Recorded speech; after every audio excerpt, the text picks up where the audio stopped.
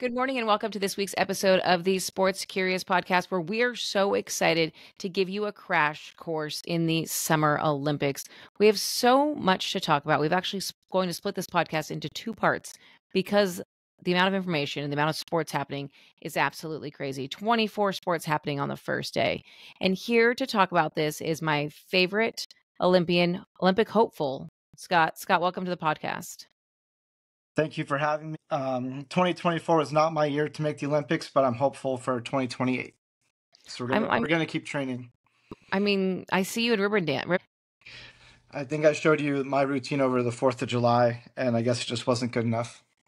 Well, I'm not a judge, so therefore I can't test the skills of that. Call Will Ferrell from Old School. He can test your ribbon skills. Yep, we're gonna go back to the drawing board with Will from his routine in Old School, and we'll get back to you. So very exciting. We are rolling into the Olympics. Friday is opening ceremonies.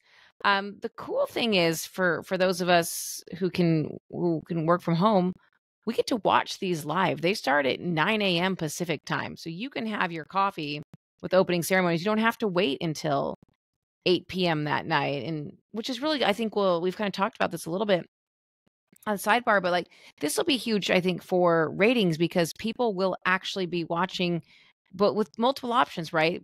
It's going to be either during the day or at night. And the past Olympics have really not been that great for US ratings, taking place during a pandemic and obviously inconvenient hours for American viewers. France is only 6 hours ahead of New York. Yeah, I think the time difference is going to be huge with ratings, like you said. I think they were in Tokyo. The time difference is so bad for America that most of us were asleep. And I think NBC with Peacock and, showing on regular NBC channels is going to have a lot better coverage this year as well. Agreed. So that's going to lead to better. I think it'll be really cool. And I was just kind of thinking about it, like, what does our weekend look like? Mhm. We can watch the Olympics during the day. We don't have to stay up till midnight to watch Olympic coverage. Exactly. And it was okay for us insomniacs that don't sleep, but for most normal people, it wasn't the best viewing times. Well, I was also just thinking about for even like younger fans coming into the Olympics and this being a chance for them to watch. They're not going to stay up till midnight, but you're now creating these fans that 4 years from now will be of a certain age. Maybe it's driving age, whatever it is, but it's really, really cool. So did you know this is the first time that Paris has hosted the Olympics in a century? I did not know that. I assumed that they were in the rotation every 20 years or something like that. Well, so it looks like Paris previously hosted Summer Games in 1924, 1900, but they will be one of the only cities. London and Paris are the only cities to host 3 editions of the Olympic Games. LA will be that third as well when it comes to summer 2028. It's kind of crazy to join that exclusive club and haven't hosted in like almost 100 years. So. In 100 years. I mean, how cool is that? I did not realize that in the least bit. So that was a really cool fact to find. And Paris itself is going all out when it comes to these Olympics. But what's really cool is they've really put a sustainability message into some of it, what we're going to talk about today. They're really mixing up the opening ceremonies, which sounds like a security nightmare to me, but I think it'll be really cool to watch. Normally we watch the athletes walk into a stadium across the track and, do their little lap with the flag. But this year in Paris, they've switched it up completely and they're going down is it the Seine River? The Seine, like Seine River. So all the countries are going to be on boats and they're going to float down the river as they get introduced for the Olympics. So it's really something we've never seen before. And I don't know logistically how they're going to pull it off, but they've had many years to figure this out. Well, the interesting thing will be as a flag bearer, typically you had to wear that big belt harness situation and carry this flag through the whole thing, right? You do your lap, then you've got to carry it. I mean, it'll be incredible to see how that turns out because, well, LeBron is carrying the American flag for the men for the Olympics. And it's the first time they've ever had a male basketball player carry the flag in the opening ceremonies for Team USA. And that's big for the men, as we did specify men because there has been 2 women. Of course, they set the standard high with Dawn Staley, and Sue Bird, 2 basketball legends. So they've done it in the past. They would likely fit under bridges with the flag I can't speak to the height of every bridge, but I assume if LeBron with a flag would be about 8.5 feet tall. That's true. So, That's a so I very don't good point. know. I don't know the height of these bridges, but he may have to duck under a few. Possibly. It's all possible.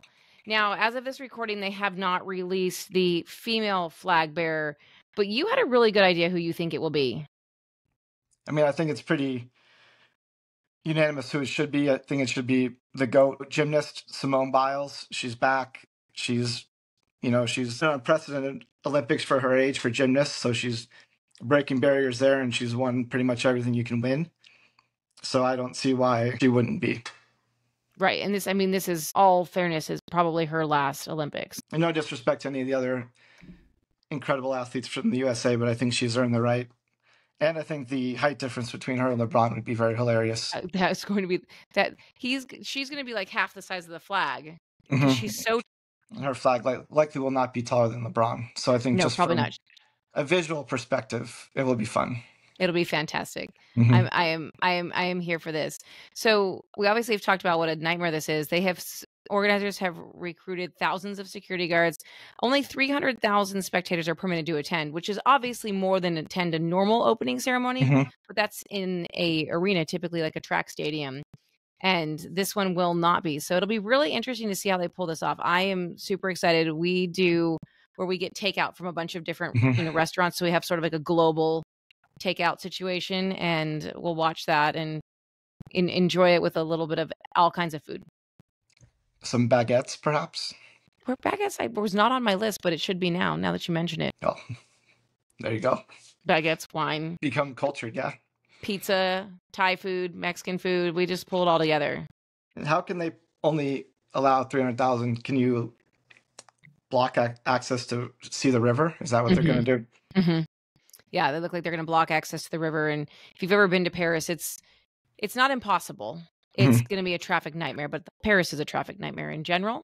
So it'll be really interesting to see that. And that kind of leads me into actually I'm going to kind of jump around a little bit, but it leads me into the fact that they have Olympic Village, right? And the Olympic Village is going to be about 4 miles north of the city center, which I think will help everybody with traffic, because we talked about the sustainability factor of all this. Mm-hmm. And it's the fact that this is like one of the greener things they're doing, because out of those 16,000 beds they're preparing, there are 14,000 residents. They all train within 20 minutes max of the site, and they can even train within 30 minutes of where they sleep. So it's such a huge thing that they're not going to be sitting in traffic. Does the 20 minutes factor in traffic? Do we know? This I'm not sure. And I don't, out of having 24 sports running the first day, I'm sure there are not police escorts, but No. I mean, it's true. When you look at Palace of Versailles, it's 20 minutes from city center. So if no traffic, so it's possible. 20 minutes of traffic in LA could be 4 hours. So I don't know if it's similar. This is true. So it'll be interesting, because we're talking about, obviously, let's go back. I kind of sort of took us off a loop, but opening ceremonies, I got kind of excited. Sorry. Understandable. It's opening ceremonies. Opening ceremonies. So we have, obviously, there's going to be a lot of special guest commentators on the Olympics throughout the whole Olympics. But opening ceremonies, we'll see Kelly Clarkson, Peyton Manning, Savannah Guthrie, Cotby from the Today Show, Maria Taylor, Melissa Stark, Andrea Joyce. But we haven't heard anything about any special performers. They have kept this a secret. They posted a cryptic social media post recently of someone in like an outfit but didn't reveal their face.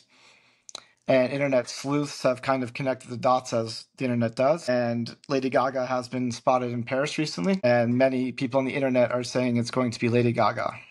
That'll be really interesting. I don't quite know why Lady Gaga, but we'll go with it. I mean, she transcends nationalities, countries. She's just a person of the world, so why not? Yeah, that'll be really cool to see. And what's interesting about, let's go back to a little bit of Team USA. I mean, Lady Gaga technically part of Team USA, even though I know she's Italian, but we have 653 participants in Paris, the largest representation. Can you guess the state that has the most athletes most athletes from that state? I'd love to say Nevada, where we're from, but I don't think that would be accurate.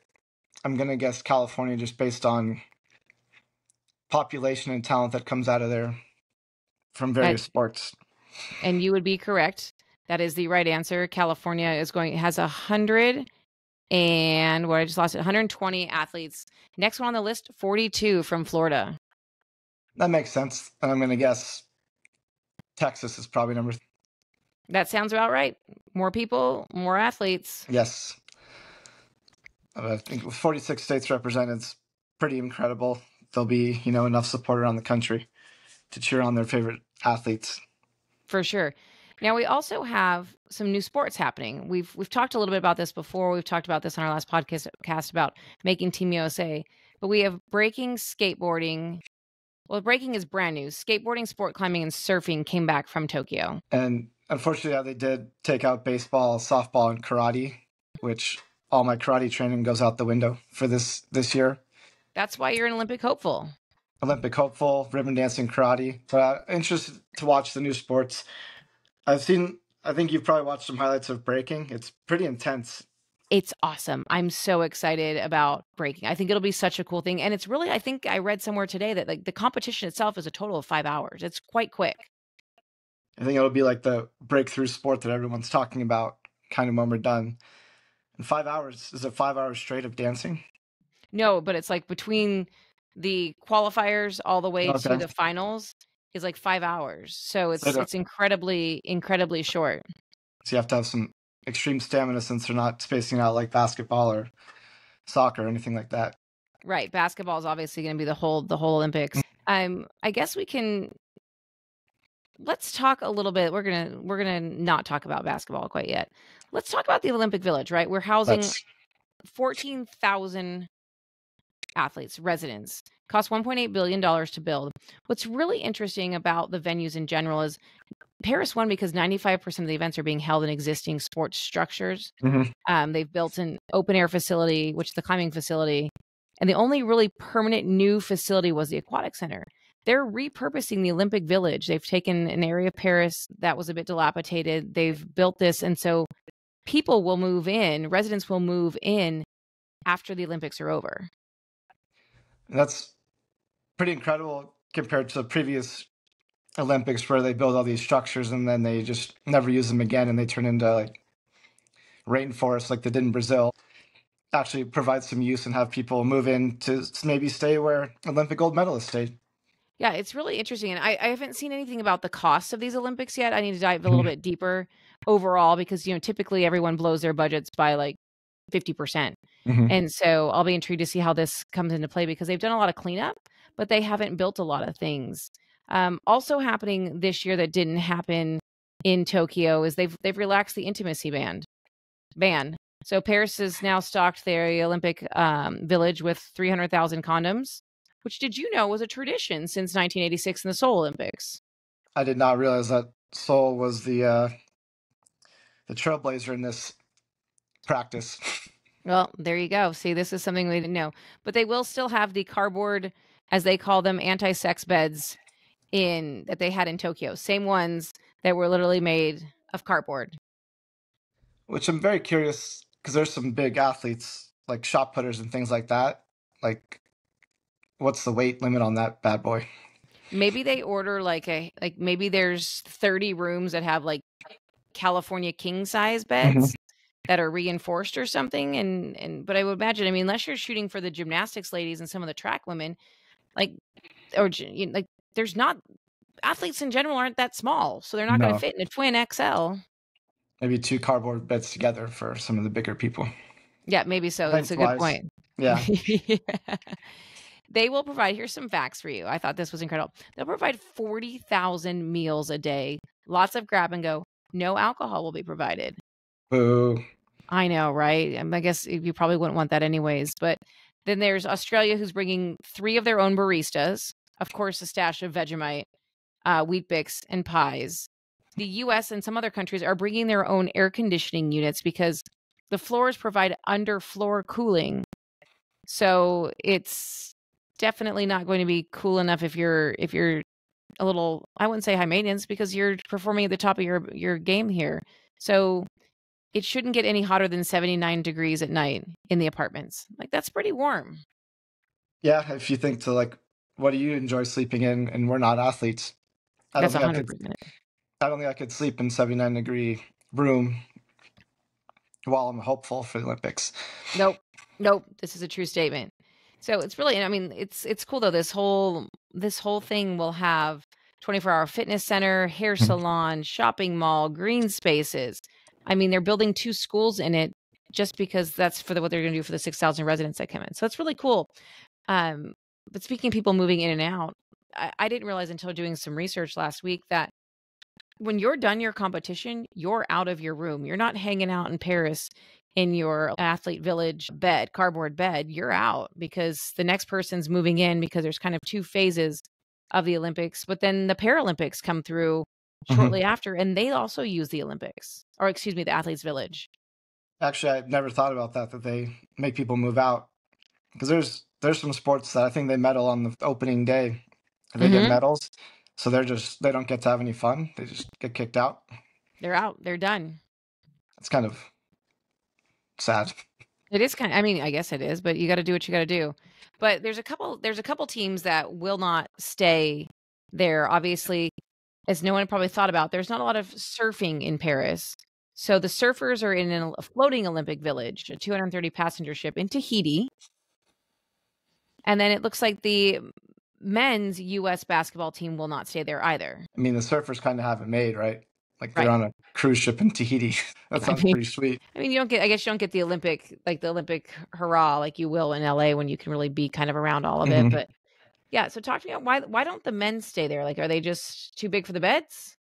Well, yeah, it'd probably take about 4 cardboard beds to get Joel Embiid into a Olympic Village room.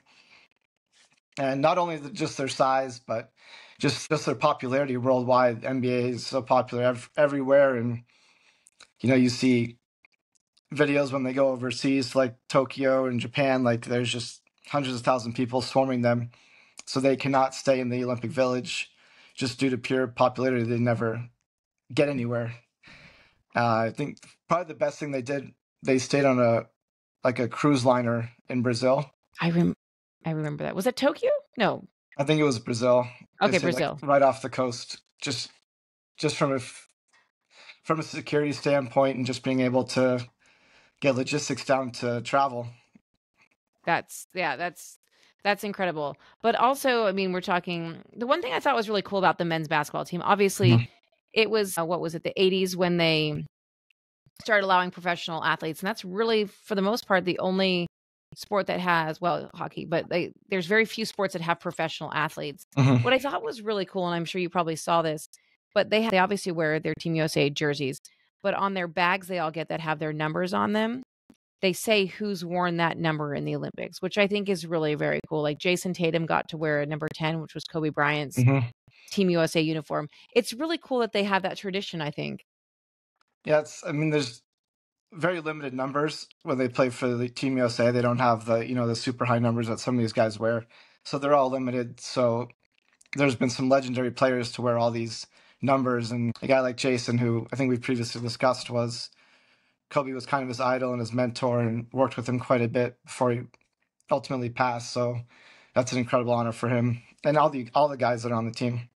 Yeah, it's super, super cool. We are getting close to our normal time, so I'm going to dive into a couple other things. The actual Olympics officially starts on Wednesday, the 24th, with soccer.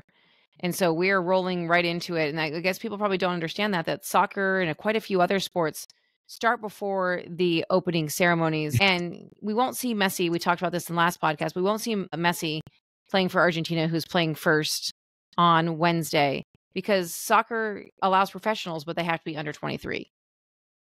Yep, under 23, and they get 3 exceptions for somebody over 23 years old. But given we just had the Euros and Copa America, we're not going to see a bunch of big name superstars playing, which kind of takes away some of the hype and the lore of the soccer tournament. But it's good to see future talent, Oh, and hopefully, totally. hopefully USA has a better showing than they did in some previous tournaments.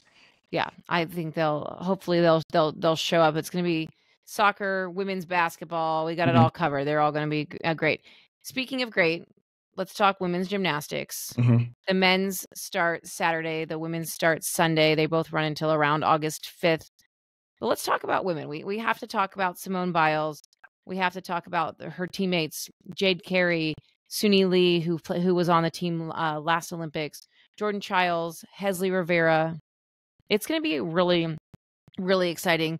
And something that I didn't know, but people don't know, is I kind of learned from people asking questions, is every gymnast has a specialty. Mm-hmm. So Simone Biles, her specialty is the floor, and I would call her weakness, quote unquote, is her worst event is bars. Mm-hmm. But everyone comes in, they pick 2 athletes for the gymnastics team that win and come in sort of as chosen with scores. The others are picked based on how they even out the roster. Yeah, so they have to fill certain slots with who they pick, so they have to be very selective on who gets to go. And I think 4 out of the 5 were on the team last Olympics, if I'm not correct. I believe Hesley is the newcomer. Yeah, I think Yes. she's 16 years old, I Yeah, believe. that sounds about right. So she's kind of the future generation, and these 4 are kind of repeat. They're veterans. They have a lot of experience, so we should be set up for success here. I think it's going to be really great. Well, I mean, let's talk about this, right? Simone Biles has not lost an all-around competition since 2013. She won her 6th title at last year's World Championship. Mm-hmm. So, I mean, we really expect her to come back full force. She has got her head in the right space. I'm actually just watching her documentary. It's on my list to start tonight Mm-hmm. because I want to catch it before we start the Olympics. But one thing that's really cool is they released their leotards ahead of time, which I don't normally do. But these things are like fantastic. The sparkle in these are absolutely insane. I think it's 47,000 crystals were used on these leotards that athletes get to choose. Mm-hmm. So they're going to be shining and sparkling while winning gold, hopefully. I think I read somewhere it's like something along the lines of 30 or 40,000 more crystals than they had the last Olympics. There's one leotard in particular that's called the Luminous Legacy leotard. It has more than 10,000 crystals. The White Freedom's Grace leotard has almost 1,000 pearls per leotard that have to be hand placed. So they're going to definitely show up looking good. Are we going to have like a jeweler on hand just in case if you fall out? Like, do we know what that process is going to be like? A mom with a hot glue gun. Yeah, in the background. Because I imagine with all those flips, it's going to be tough to keep all those. I would think so. I would think about my dance costumes, and no matter what you put on there, they're still going to fall off. Yeah. So we'll have something else to watch for to see how intact they can stay. It's going to be awesome. Now let's wrap ourselves. I think we're here. If we wrap this, let's talk about dressage. Okay, now dressage is one of the 3 equestrian events, and it's essentially, for lack of a better word, it's teaching your horse a dance routine. Right? The whole idea is controlling the horse and training them so that they can execute a pre-prepared. It's typically sometimes done to music, but it looks like horse dancing. It's one of the more impressive things in the Olympics. You're getting this massive horse to do a routine. And there was a certain horse last Olympics that went viral, blew up, and became like the most famous athlete in the games, thanks to Snoop. Yeah, I remember that when he was like, the whole thing about is the horse crip walking, and it's Mopsy is back in Paris, I understand. Mopsy, aka the Rave Horse, based on its incredible EDM routine. It caught Snoop's eye, and all signs point to Snoop meeting the Rave Horse at some point during the Olympics because he is a commentator. So he'll be providing his incredible insight into. Well, the funny part was, did you see him getting his official headshots taken? I have not. Yeah, No. he has like official Team USA headshots now. I'm quite sure he will be a commentator for dressage because let's spice up a sport. Has anyone heard of dressage before that? Probably not unless you're in the horse world. It's a pretty exclusive group of athletes and individuals that participate. So Snoop opened up a door to an entirely different audience. So we're excited to see. I'm here for it. I'm here for learning some of these sports. I want to see if Snoop can get on the Rave Horse and kind of do a little routine. You think he's been practicing? I know he's been practicing. I bet they filmed ahead of time, not so they don't screw up the horse. Yeah. Yep. Or Snoop. Yep. Or Snoop in the pictures I saw appeared to be all intact. Good. So, I mean, there's so many sports happening in the first half of the Olympics. And the reason we've kind of, like we said, we split this because swimming and gymnastics highlight the first half of the Olympics. Obviously, we start off with things like basketball and soccer. And some of those sports take almost the entire time, or do take the entire time, to cover the full gamut. So we don't have the medal ceremonies for basketball until the last 2 days of the Olympics. Mhm. And so we're going to kind of split the Olympics in half. We'll cover track and field in the next one because there's so much going on there, and obviously give updates. But the first full day of action has 24 sports. So I need you guys to all go on and look at programming because it's absolutely insane how much is happening and how many events are happening, because just 24 sports might mean 2 or 3 or 4 teams playing soccer or rugby sevens. Mhm. And so it's pretty impressive. There's a lot of content to take in if you perhaps work from home. That's right. And if you get Peacock to watch the Olympics, keep it because you can use it to watch the NFL in a couple weeks. Yep, it's coming up soon, so get your money's worth with Peacock. There you go. Not that we're promoted by Peacock, but Peacock, call us if you want to Yes. sponsor us, or just at least give us free Peacock. Is there Took that. anything else that you want to add that we have coming up here in this set of the first half of the Olympics? I just want to discuss some of the really cool venues Yes, please. that we have coming up. There's so many historical sites in Paris. They've done a very good job of using venues that exist already, like we spoke about. So Roland Garros, where the French Open happens, the clay courts. Obviously, there will be tennis, which the clay courts has caused a lot of people to drop out based on the schedule. But they're also doing boxing at Roland Garros. Interesting. And it's cool. It's right off the highway. Mm-hmm. So that'll be a pretty unique venue to watch boxing. And I guess I've never thought about that on a tennis court. I know beach volleyball is going to be probably the most picturesque venue. It's the base of the Eiffel Tower. When I was there last summer, they were starting to set it up, and it's incredible. The pictures are incredible. It's going to be the coolest venue. They must have a good sand guy to get all that sand in there. Everyone's got a sand guy. And is it correct that the Palace of Versailles is being utilized as well? Yeah, I know they're doing the equestrian events at the Palace of Versailles. So that'll be really neat too. And that's a little bit outside of town. And then they're also doing fencing and taekwondo at the Grand Palace. So that'll be really cool to see. They've utilized, like we said, a lot of these venues. They've thought outside the box. Instead of building brand new facilities, they're using 95% of them they've already had. So, which is really, really cool to see. And actually, I was reading Architectural Digest the other day, and it was talking all about the aquatic center. No big deal. I actually just looked at the pictures in all fairness, but they did have an article on the architects behind the new aquatic center. And that's really cool. But that's the only one that's not going to, that's a brand new, and it will be utilized as swimming and other sporting events. I think they're putting in, maybe it's pickleball courts. So they're doing some other stuff with it afterwards, but it's really cool to see how they've done that. And it'll be a lot of pressure, LA, to show up for 2028 Summer Olympics. Yeah, and I think LA probably has every venue pretty much already built too. So, well, minus the fact they're sending softball and canoeing to Oklahoma City. There's going to be some people in for rude awakening when they show up in Oklahoma City. It'll be surprising. Yes. Where are the Hollywood Hills? They're not here. Anyways, we digress. That's what we have for the beginning crash course for your Olympics. Stick with us on social and at lastnightsgame.com. We have a whole Olympics section. We are going to have some great sports simplified videos up on our social that'll help with some of these events that we don't know a lot about. Maybe it's water polo, maybe it's handball, maybe it's dressage. You now know a little bit about dressage or breaking. And so keep an eye with us, hang in with us on social media for all the things Olympics, because we are going to have a lot of great content. We planned it out today and it's going to be incredible. So check us out, Last Night's Game, lastnightsgame.com. And of course, always comment in our DMs or on videos if you want to see more or hear more about stuff. We will catch up with you soon. Thanks for joining me, Scott. Go USA. Go USA.